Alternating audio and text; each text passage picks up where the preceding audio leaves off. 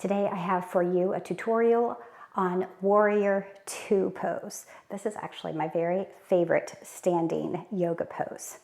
We're going to start, I'm going to show you how to do it standing. Then I'm going to show you how to do it with the assistance of a chair.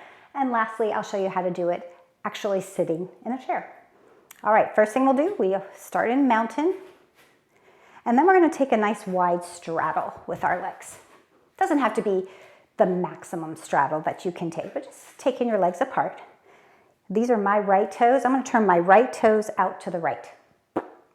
And then, sound effects optional, I'm going to turn my left foot in to the right, but just a little bit, not as much as my right. I'm going to take a breath in.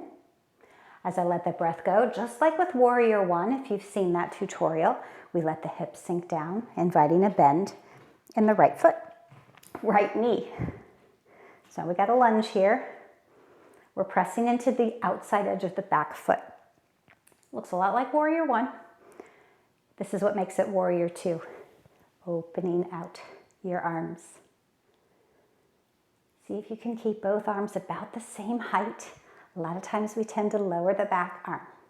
From here, you could get a little shoulder rotation if you'd like by turning your palms up and down. And you can look whichever way you want. You can look over your right fingers, you can look to the side, or you can look back. All right, that's Warrior Two standing. To come out of this pose, I usually lower my arms and I toe heel my feet together. Now, of course, you would do that on side two. Come back to that straddle, but you'll turn the left toes out, turn the right toes in just a little bit, and do the same thing. All right, with the assistance of a chair, which is a really good idea if you've never done this pose before. Just to kind of see what your balance is like with this pose. So for this, we'll have the hands on the chair. We're going to step the left leg back, maybe scoot the right toes up, breathing in, breathing out, hips lower down. Take a few moments to settle in, see if you feel nice and sturdy. You always have the option of taking your hand off the chair if you'd like. If you like having that hand on the chair, just take your back arm back. In this case, it's my left arm. A little shoulder rotation there. You can look towards the front, you can look to the side, or you can look back. Maybe you consider coming up onto your fingertips. Maybe you're feeling very feisty, and you think maybe you can get that right arm out. The chair's right there for you. All right. Warrior Two with the assistance of a chair. Toe heeling back together. Warrior Two in a chair. And as with Warrior One, if you are not planning on moving your lower body, this is going to primarily be about the arm movements.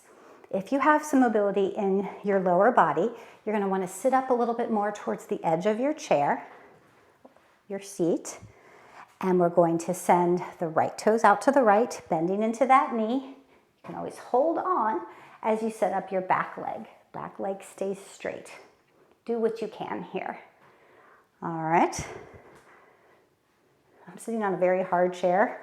I would encourage you to do it with a cushion if you have a cushiony chair. Here's our legs, and then here are our arms.